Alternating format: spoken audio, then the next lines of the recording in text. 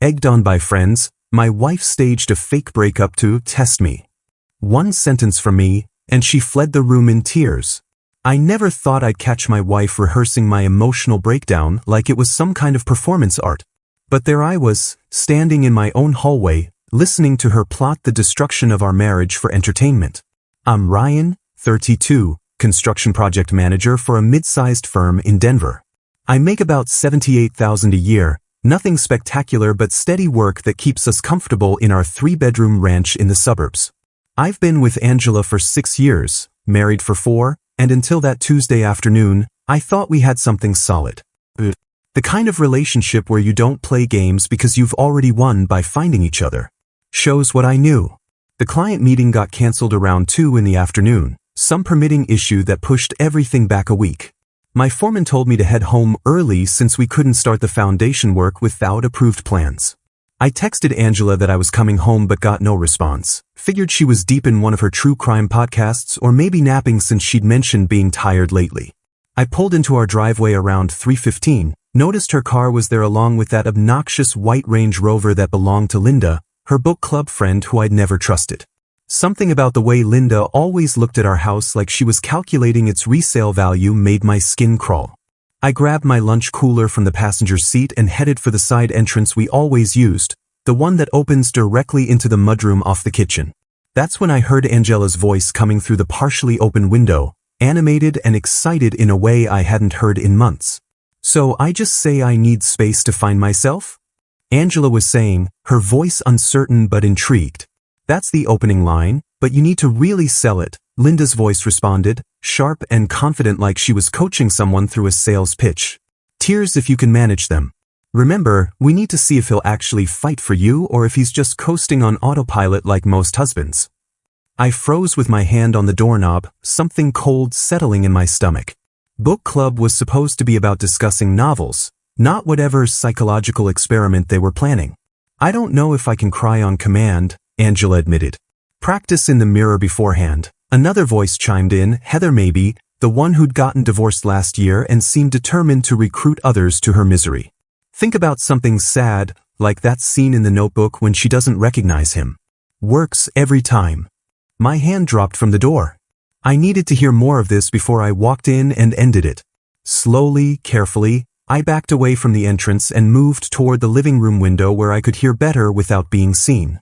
The rational part of my brain was screaming that this couldn't be what it sounded like, but the evidence kept mounting with every word. The key is to mention couples therapy as bait, Linda continued, clearly the ringleader of this disaster. They always jump at that because it makes them think there's hope. While he's desperately trying to fix things you barely even need fixing, document everything. His texts, his desperate attempts to win you back, maybe even crying if you're lucky. We need content for the group chat, and honestly, Angela, it'll be good for you to see what he's really made of. What if he just agrees to separate? Angela asked, and I could hear the nervousness creeping into her voice. What if he doesn't fight for us? The women laughed, actually laughed, like the idea of me not performing their expected emotional dance was absurd. Oh honey, Linda said with that condescending tone she probably practiced. Men always fight when they think they're losing their domestic setup. You've been handling everything at home, cooking, cleaning, making his life comfortable. Trust me, he'll panic at the thought of having to adult on his own. We've seen it work with Jessica's husband, remember? He bought her that ridiculous Cartier bracelet just to prove his devotion. And Mark, Heather added. Stephanie's test got her a trip to the Maldives and a promise to finally start that family she wanted. These men need to be reminded they have to earn us, not just expect us to stick around because we said vows. I pulled out my phone, hands surprisingly steady despite the rage building in my chest. I opened the voice recorder app and started capturing this conversation, evidence of the calculated cruelty being planned in my own home. This wasn't spontaneous insecurity or legitimate relationship concerns. This was premeditated manipulation designed to humiliate me and extract gestures of devotion like I was some kind of performing seal. What about the aftermath? Angela asked, and I could hear her moving around, probably pacing the way she did when she was anxious. After he's proven himself, how do I walk it back without looking crazy? You don't walk it back completely, Linda instructed. You let him think his grand gestures saved the marriage. You graciously accept his renewed commitment. You've established that you could leave any time, which means he'll work harder to keep you happy. It's relationship maintenance, Angela. Sometimes you need to shake things up to remind them what they have. My thumb pressed stop on the recording. I had enough. More than enough, actually. The casual cruelty in their voices, the way they discussed emotional manipulation like it was relationship advice from some magazine, the complete lack of regard for the damage they might cause to real marriages, to real people who actually loved each other. I backed away from the window and walked to my truck, needing distance and time to think before I confronted this nightmare. My hands gripped the steering wheel hard enough to hurt, knuckles white with the effort of not storming inside and ending this entire charade right now. But something stopped me. Maybe it was years of construction work teaching me that sometimes you need to let structures fail completely before you can rebuild them properly. Maybe it was the realization that Angela's willingness to participate in this sick game revealed something fundamental about who she'd become, or maybe who she'd always been underneath the woman I thought I'd married. I started the engine and pulled out of the driveway, leaving Angela and her conspirators to continue planning my emotional demolition. They wanted a test? They wanted to see what I was made of? But I'd be running my own experiment now, and they wouldn't know they were participants until it was far too late to salvage what they were so casually destroying. The coffee shop 3 blocks away had parking in the back, secluded enough that Angela wouldn't spot my truck if she drove past.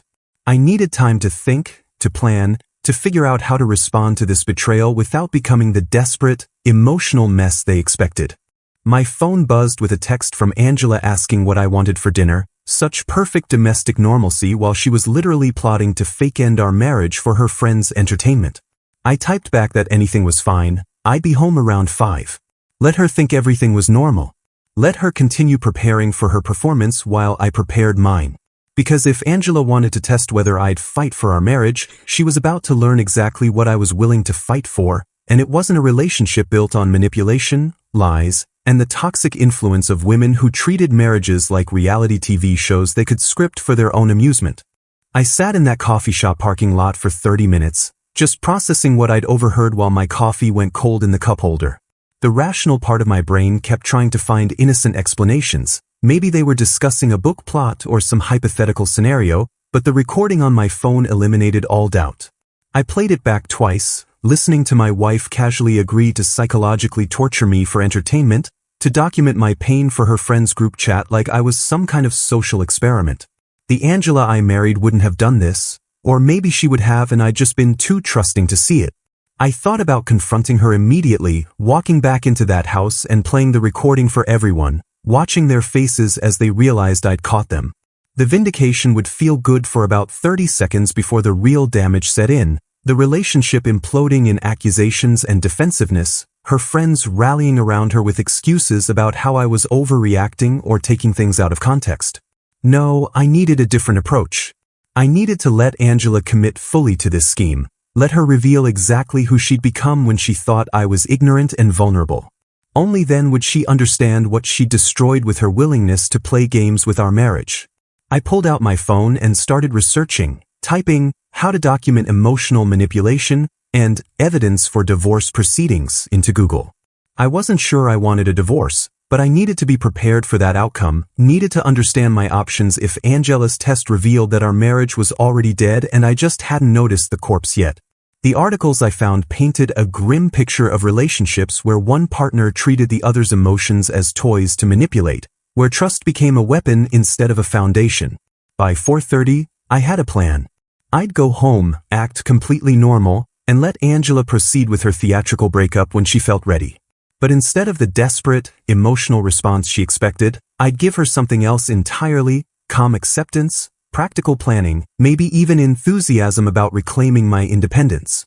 Let her friends watch their carefully constructed test backfire when I refused to perform my assigned role as the panicked husband. I'd document everything, every conversation, every manipulation attempt, every moment she tried to manufacture drama for her audience. And when the time was right, when she'd fully committed to this charade and realized it wasn't going the way she'd planned, I'd reveal that I'd known from the beginning. I pulled back into our driveway at 5:07, exactly when I said I'd be home. Linda's Range Rover was gone, her toxic influence temporarily removed from my house but permanently embedded in my wife's willingness to betray me. I grabbed my lunch cooler and walked through the side entrance like nothing had changed, like I hadn't just spent the last 90 minutes planning the potential end of my marriage. Angela was in the kitchen, and the scene would have been touching if I didn't know the truth. She'd made my favorite meal, her grandmother's pot roast recipe that she only broke out for special occasions, and the whole house smelled like comfort and home. Her hands were trembling slightly as she chopped carrots for the salad, and I noticed her phone face down on the counter, probably full of messages from her co-conspirators asking how she felt about the upcoming performance. "Hey babe," I said, keeping my voice warm and normal. "Something smells incredible." She jumped slightly, hadn't heard me come in. "Oh, you're home. I thought I'd make something nice since it's Tuesday." Tuesday meant nothing. We'd never had special Tuesday dinners before, but I played along. "Well, I'm not complaining. Client meeting got canceled, so I finished early. Anything I can help with?"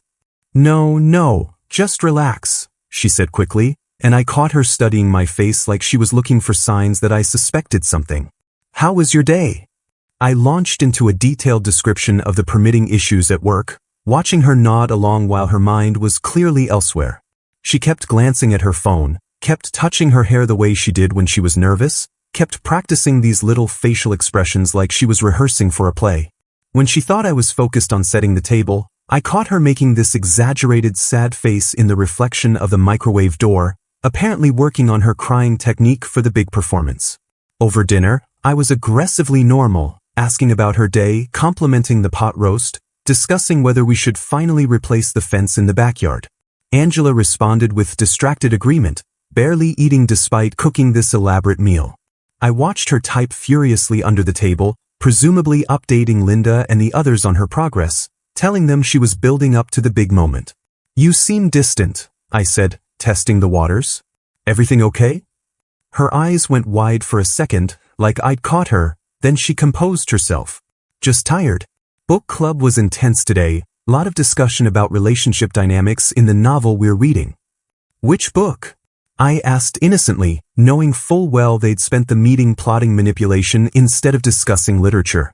She fumbled for a title, mentioned something about domestic suspense, and I nodded like I believed her.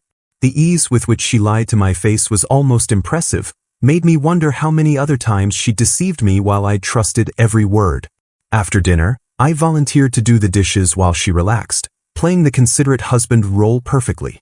She disappeared into our bedroom, probably for more strategy sessions with her friends, while I loaded the dishwasher and planned my next moves. I'd be the perfect husband for the next few days, give her no ammunition to justify her fake crisis, no legitimate complaints she could exaggerate into relationship problems. When Angela finally launched her performance, it would be completely manufactured, transparently fake to anyone who'd been paying attention to how good things actually were between us. The performance came Sunday morning during brunch, perfectly timed for maximum dramatic effect.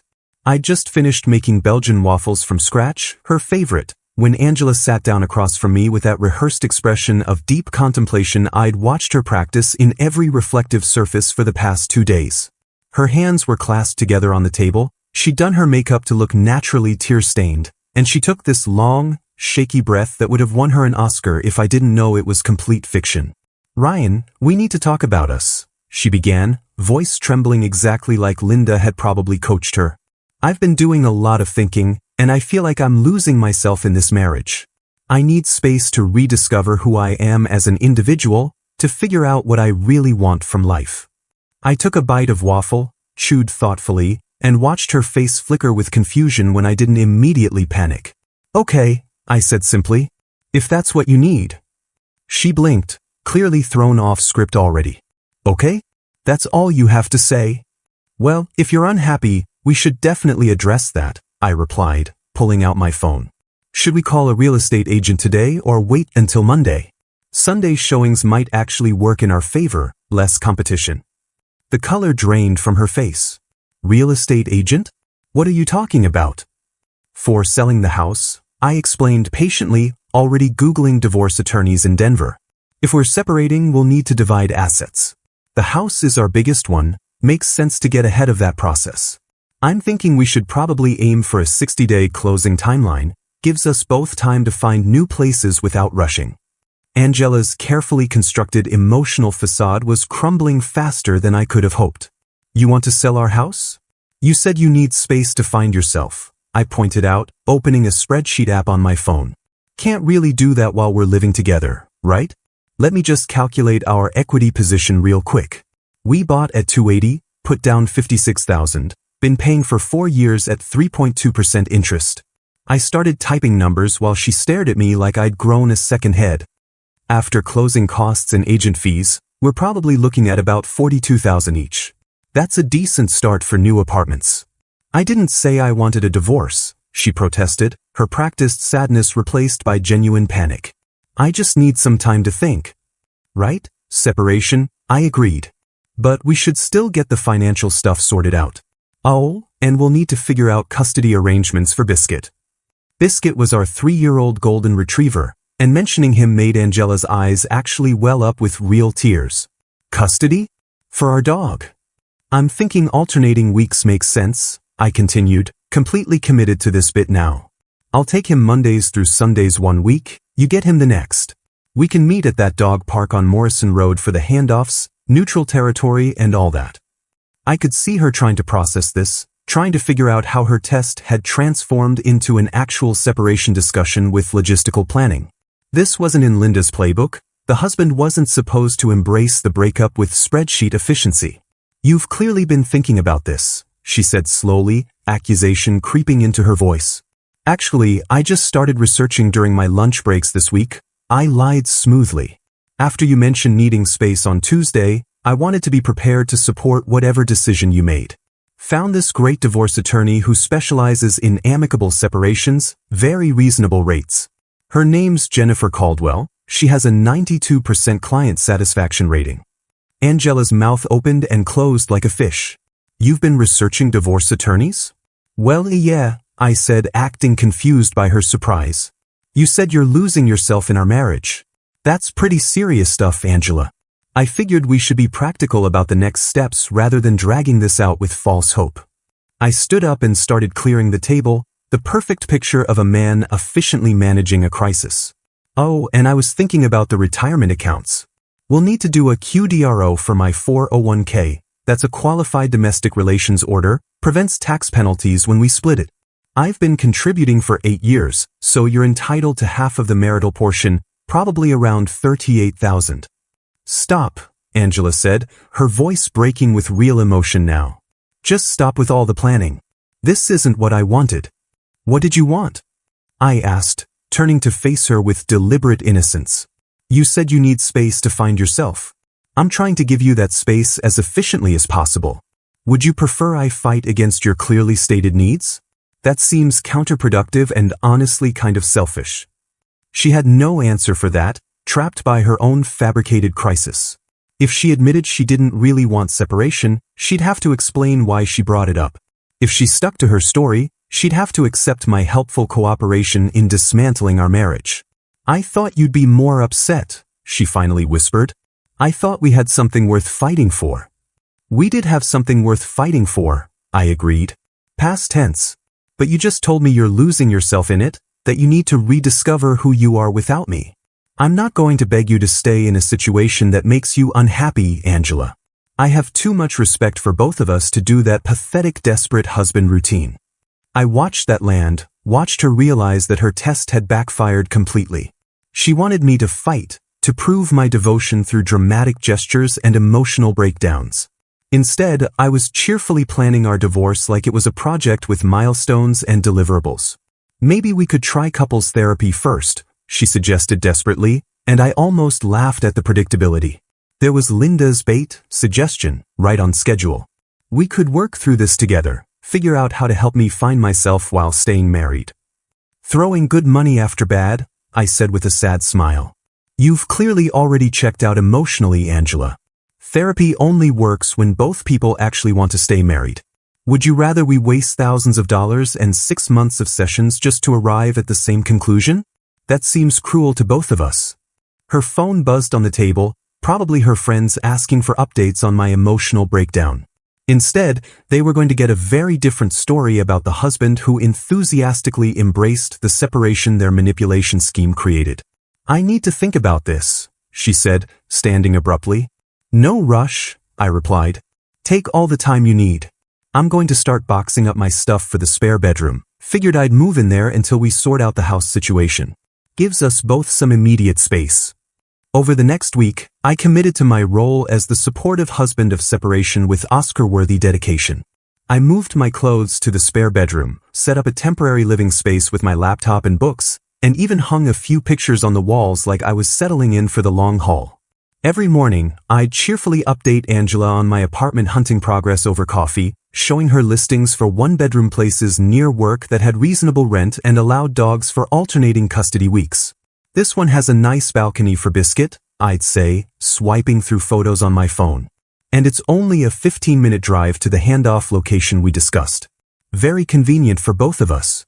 Angela would stare at me like I'd lost my mind, her coffee cup frozen halfway to her lips. She'd stopped eating much, I noticed, probably because her appetite disappeared along with her confidence in this manipulation scheme. The desperate attempts to walk back her decision started on day 3. Maybe I was too hasty about needing space, she suggested during dinner, pushing food around her plate. What if we tried a romantic getaway instead? Just reconnect. Remember why we fell in love. I looked up from my meal prep containers. I'd started batch cooking for one to save money in my upcoming bachelor life. A vacation together when you just said you need space from me? That's contradictory, Angela. Besides, I already put a hold on our joint credit cards. Didn't want any unexpected charges during the asset division process. You froze our credit cards? Her voice went up an octave. Not froze, just put a hold pending our separation agreement, I corrected. My attorney suggested it as a protective measure. Don't worry, I transferred your half of our checking account to your personal account, should be about $6,000. That'll cover expenses until we finalize everything. The panic in her eyes was delicious. This wasn't how the test was supposed to go. I was supposed to be the desperate one, not her. What if we renewed our vows? She tried the next day, voice trembling with genuine desperation now. Like a fresh start, reaffirming our commitment to each other? Spend money on a ceremony for vows you already broke? I asked, genuinely curious about her logic. That seems wasteful, Angela. You clearly stated our marriage is making you lose yourself. I'm just respecting that truth.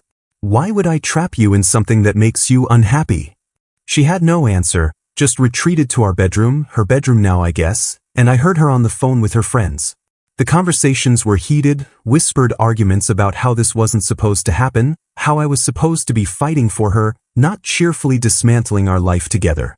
I took Biscuit for long walks during these calls, giving her privacy to panic with her co-conspirators.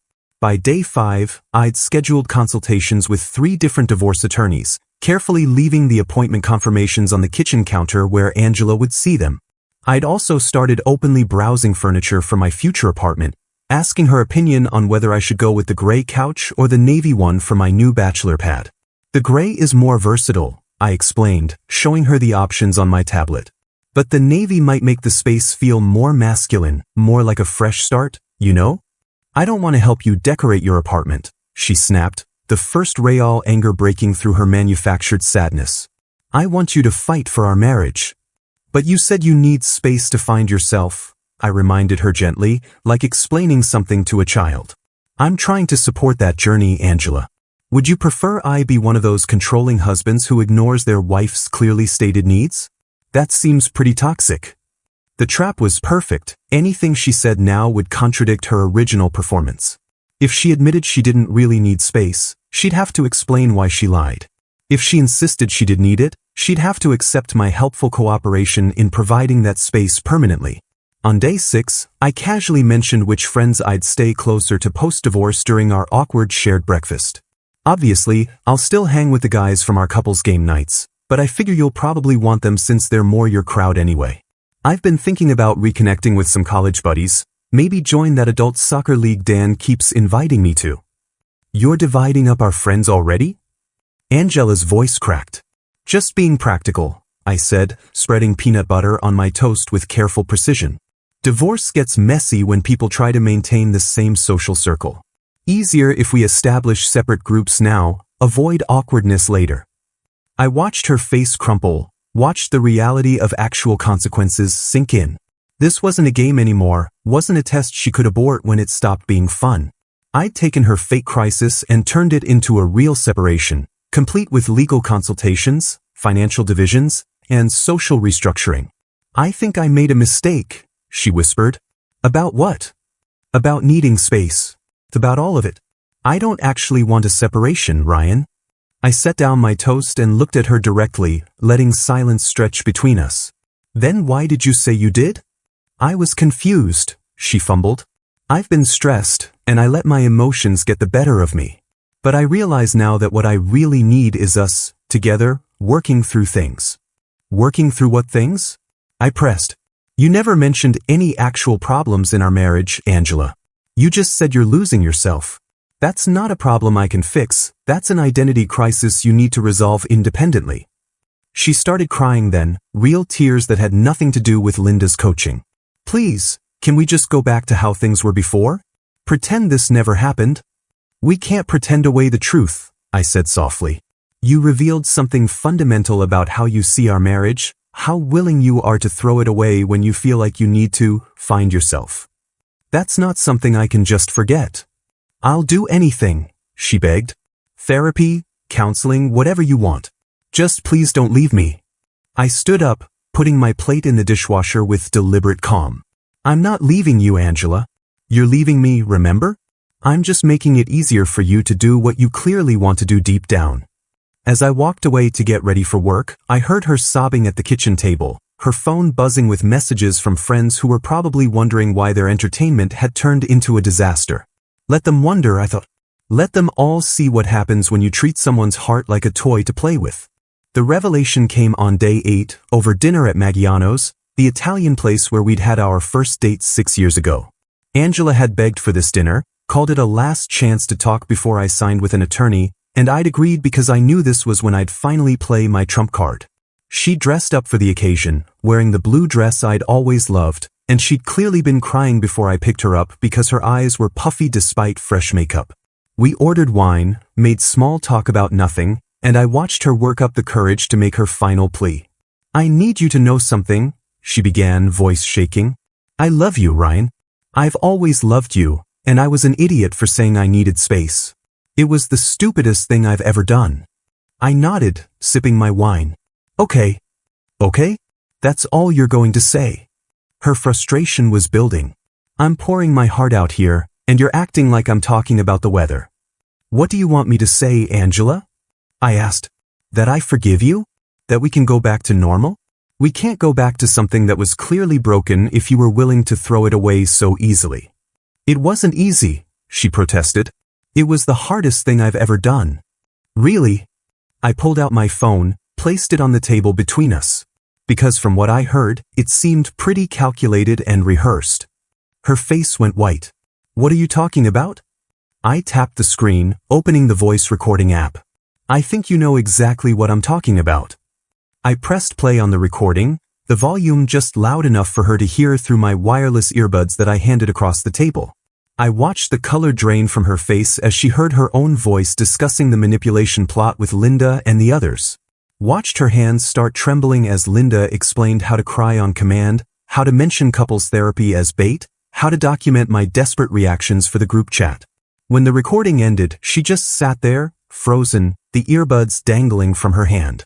You knew, she finally whispered. The whole time. Since Tuesday afternoon when I came home early and heard you plotting my emotional destruction in our living room. I took the earbuds back, put them in my pocket. I've known since before your performance even started. Why didn't you say anything? Her voice was barely audible. Because I needed to see if you'd actually go through with it, I explained calmly. I needed to know if the woman I married was someone who would betray me for her friend's entertainment, or if you'd back out when you realized how wrong it was. Tears were streaming down her face now, real ones born from genuine shame and horror. I'm so sorry. You're sorry you got caught, I corrected. You're sorry your manipulation test backfired. You're not sorry you were willing to put me through psychological torture for Linda's amusement. That's not true. I realized it was wrong. That's why I tried to stop it.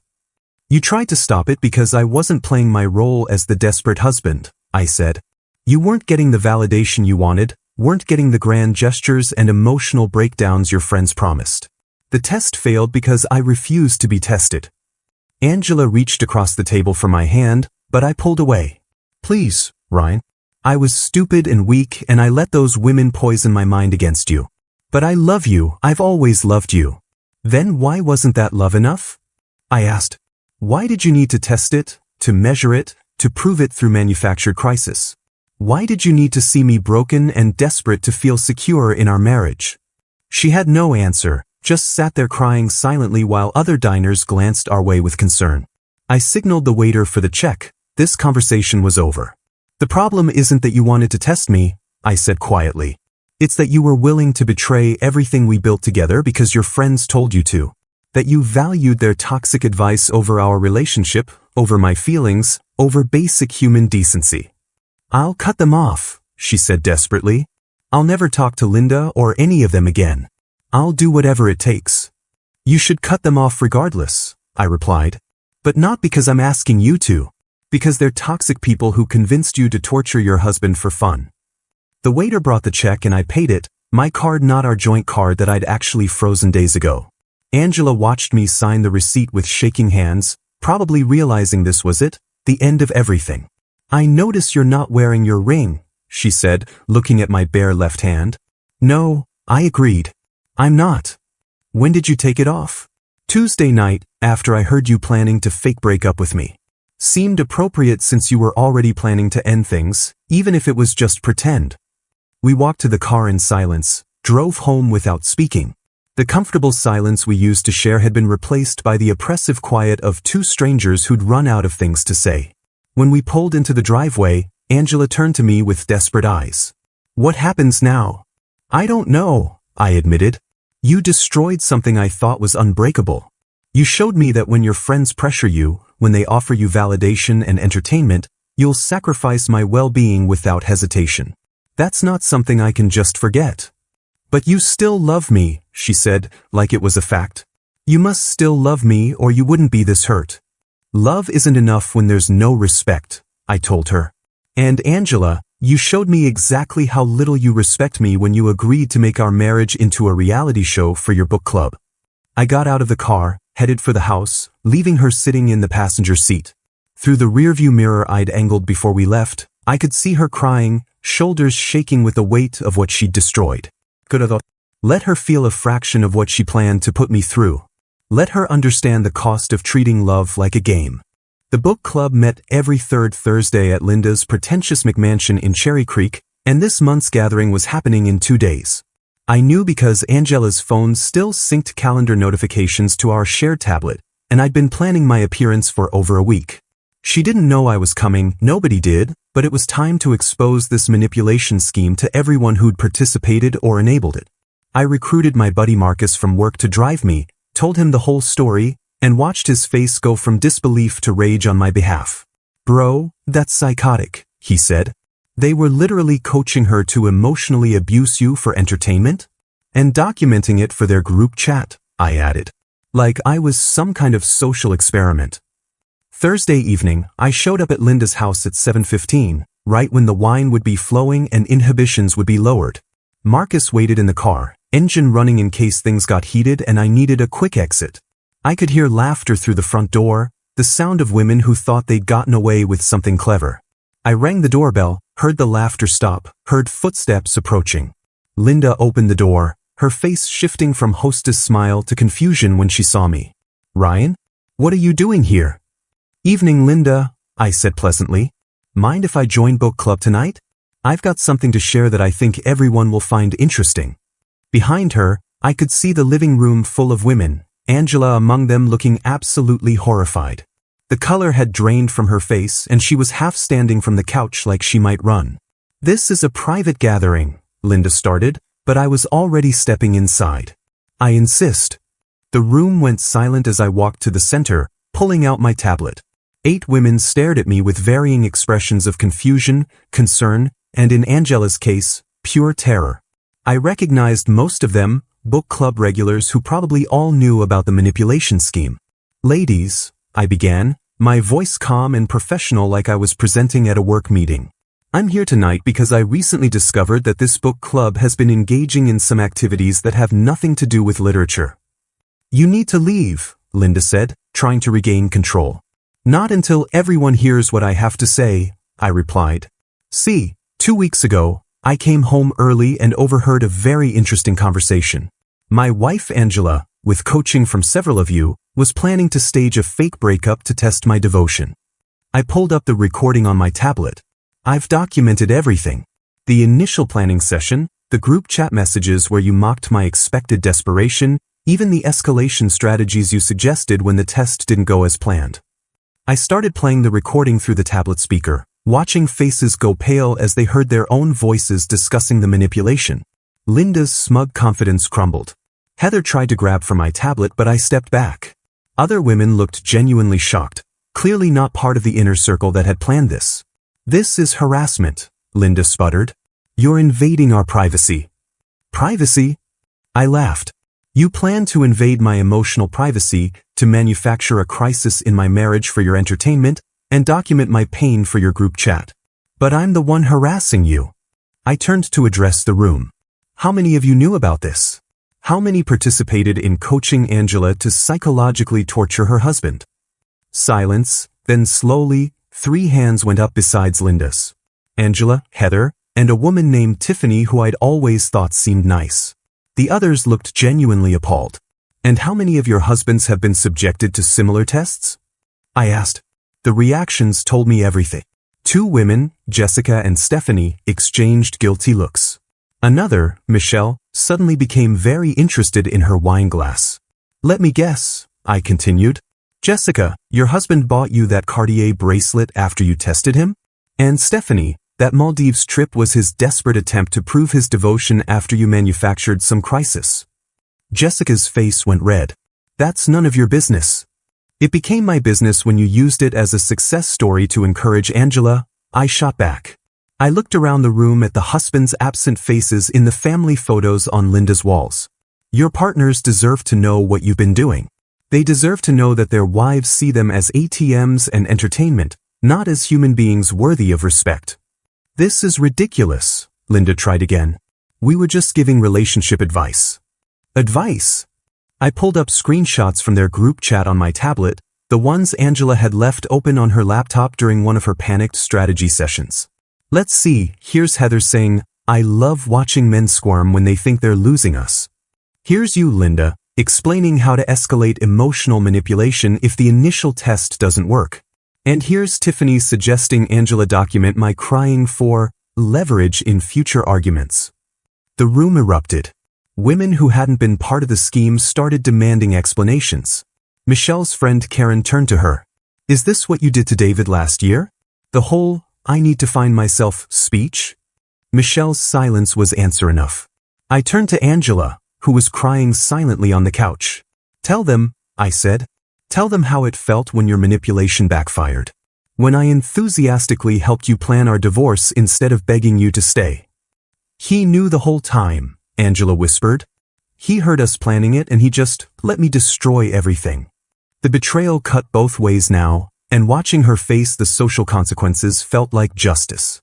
Several women were already gathering their things, shooting disgusted looks at Linda's inner circle. You're all toxic, one woman said. Later I learned her name was Rebecca. I thought this was about supporting each other, not playing psychological games with our marriages.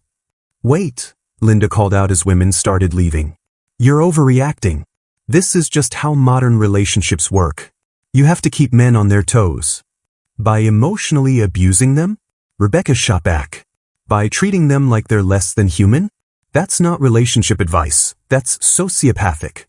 I watched the book club implode, women taking sides, friendships ending in real time. Angela sat frozen, watching her social circle collapse because of her choices. The women who'd participated in the scheme were being ostracized by those who hadn't, and several people were pulling out phones to call their husbands with confessions and apologies. I'm seriously considering divorce, I announced into the chaos. Not because of the test itself, though that was cruel enough, but because Angela chose peer pressure over our marriage. She chose Linda's toxic validation over my well-being. She chose to be someone I don't recognize. Linda tried one last time to regain control. Get out of my house. Gladly, I said, heading for the door. But know that I've sent copies of everything to every husband whose wife participated in this scheme. They deserve to know what their partners think of them. As I walked out, I heard Angela call my name, desperate and broken. I didn't turn around. Marcus was waiting in the car, engine running like I'd asked. How'd it go? He asked as I climbed in. Better than expected, I replied. Though I think I just ended several marriages besides my own. Good, Marcus said firmly. People who treat love like a game deserve to lose. We drove away from Linda's house, leaving chaos in our wake. My phone started buzzing with messages almost immediately, angry texts from Linda calling me horrible names, desperate pleas from Angela begging me to come home, even a few thank you messages from husbands who'd apparently just learned what their wives had done. I silenced them all and focused on breathing, on processing what I'd just done. The vindication felt good, but underneath it was still the pain of betrayal, still the knowledge that my marriage was probably over. Angela had made her choice when she decided to play games with our relationship, and I'd made mine when I decided to expose the truth to everyone who needed to hear it. Angela was waiting when I got home, sitting on the front steps like a ghost haunting her own life. Her face was blotchy from crying, mascara streaked down her cheeks, and she looked smaller somehow, diminished by the consequences of her choices. I walked past her toward the door, but she grabbed my arm. Please, Ryan. We need to talk about what happens next. I looked at her hand on my sleeve, then at her desperate eyes. What happens next is up to you, I said. You've destroyed the foundation of our marriage. Whether we rebuild or not depends entirely on whether you're willing to do the actual work. I'll do anything, she said immediately, the same promise she'd made before. But this time felt different, heavier with genuine understanding of what she'd lost. I sat down on the steps beside her, maintaining distance between us. Here's what has to happen if we're even going to attempt to save this, I began. First, you cut off all contact with Linda, Heather, Tiffany, and anyone else who participated in that manipulation scheme. Block them on everything, no exceptions. She nodded frantically. Done. I never want to see any of them again. Second, individual therapy. Not couples therapy, individual. You need to figure out why you're so easily influenced by toxic people, why you chose their validation over our marriage. I'll find someone tomorrow, she promised. I'll go twice a week if you want. Third, complete financial transparency. You give me access to everything, every account, every credit card, every purchase. You've broken my trust, you need to earn it back through total honesty. Her face fell slightly at that, but she agreed. Whatever it takes. Fourth, you write apology letters to every couple affected by this scheme. Not just to the wives you manipulated with, but to their husbands who were being tested without consent. You own what you did publicly. That's humiliating, she whispered. Not as humiliating as what you planned to do to me, I countered. You wanted to document my pain for entertainment. This is you taking accountability for participating in that cruelty. She was quiet for a long moment. And if I do all of this, we'll stay together? If you do all of this, I'll consider whether staying together is even possible, I corrected. I make no promises, Angela. You shattered something fundamental between us. These conditions are the bare minimum for me to even think about reconciliation. How long? She asked. How long until you know? Months. Maybe a year. However long it takes for you to prove through consistent actions that you've actually changed, that you're someone I can trust again. I stood up, headed for the door. And Angela? If I catch you in contact with any of those women, if you miss a single therapy session, if I find out you're not being completely honest about anything, we're done immediately. No second chances. The first week was brutal. Angela blocked her entire friend group, went from a social butterfly to essentially isolated except for work. She found a therapist who specialized in peer pressure and toxic relationships, started sessions 3 times a week instead of the twice I'd required. She wrote those apology letters, each one genuine and painful, taking full responsibility without making excuses. I read them before she sent them, made her rewrite 2 that still tried to shift blame. Watching her face the consequences of her actions was satisfying in a grim way, but it didn't heal the wound she'd created. I still moved through our house like we were roommates, still slept in the spare bedroom, still kept emotional walls firmly in place. She'd cry sometimes when she thought I couldn't hear, which was often since I could hear everything through our thin walls. 1 month in, her therapist requested a joint session. Dr. Patterson was a no-nonsense woman in her 50s who didn't sugarcoat anything. "Angela's been doing the work," she told me directly. "She's confronting some deep insecurities about self-worth and belonging that made her vulnerable to manipulation. But Ryan, you need to decide if you're actually open to reconciliation or if you're just punishing her." "I'm protecting myself," I replied. "There's a difference." "Is there?" Dr. Patterson challenged. "Because from what Angela describes, you're holding the possibility of reconciliation over her head while refusing to engage emotionally. That's its own form of manipulation." That hit harder than I expected. Was I being cruel by making her jump through hoops while keeping my heart locked away? "She tried to psychologically torture me for her friend's entertainment," I said. "I think I'm entitled to some protection." "Absolutely," Dr. Patterson agreed. "But at some point, you need to decide if you're healing or just inflicting reciprocal pain. Angela can't prove she's changed if you never give her the opportunity to be trusted again." 3 months in, Angela had transformed in visible ways. She'd lost the nervous energy that came from constantly seeking external validation. She'd started painting again, something she'd given up years ago. She volunteered at a women's shelter twice a week, working with abuse survivors and learning about healthy relationship dynamics from the other direction. The apology letters had actually helped repair some of the damage to other marriages, with several couples reaching out to thank her for the wake-up call that led them to therapy. I started seeing glimpses of the woman I'd married, the one I'd fallen for before Linda's toxic influence. 6 months after that disastrous book club meeting, I came home to find Angela in the kitchen, cooking dinner like she used to. But something was different. She wasn't doing it desperately, trying to win me back. She was doing it because she wanted to, humming along to music, content in her own space. "Smells good," I said, surprising both of us by actually engaging. She turned, gave me a small smile. "Chicken piccata. I know it's your favorite, but I made it for me too." Trying to remember things I enjoy doing, not just things I do to please others. That night, we ate dinner together at the table instead of in separate rooms. We really talked about her therapy insights, about my struggle to trust again, about whether we could build something new from the ruins of what she'd destroyed.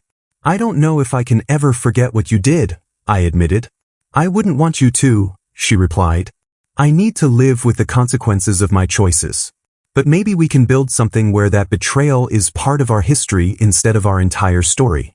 1 year after the fake breakup scheme, we were in a different place. Not back to where we were, that innocent trust was gone forever. But we built something new, more honest, more resilient. Angela had maintained every single condition I'd set. No contact with her toxic former friends, consistent therapy, complete transparency, ongoing accountability. I'd slowly let my walls down, testing whether the changes were real. We'd gone to couples therapy, worked through the trauma together. I'd moved back into our bedroom, though some nights I still struggled with memories of her betrayal. The ring went back on my finger 6 months ago, though I'd made her understand it could come off again if she ever broke my trust. She accepted that, understood that some damage leaves permanent scars. Linda's book club dissolved completely. Several marriages ended, others rebuilt like ours. Angela became an advocate against relationship manipulation, speaking at therapy groups about the damage caused by toxic friend dynamics and peer pressure in marriages. She used her shame as fuel for helping others avoid the same mistakes. I never fully healed from the betrayal, but I learned to live with the scar tissue. Angela proved through consistent action over time that she'd genuinely changed, that the woman who'd agreed to torture me for entertainment was gone, replaced by someone who understood the sacred responsibility of loving someone. Our marriage survived, but it was different. Harder one, more honest, built on brutal truth instead of blind trust. Some nights I still wondered if I should have walked away completely, if staying was strength or weakness. But watching Angela work every single day to be worthy of a second chance, seeing her transform pain into purpose, I knew I'd made the right choice for us. Not every betrayal deserves forgiveness, but some people genuinely learn from their mistakes. Angela spent a year proving she was one of them, and I spent a year learning that love isn't about never being hurt, it's about deciding what you're willing to heal from together. The fake breakup test destroyed our old marriage, but from those ruins, we built something more real than what Linda's manipulation had tried to measure.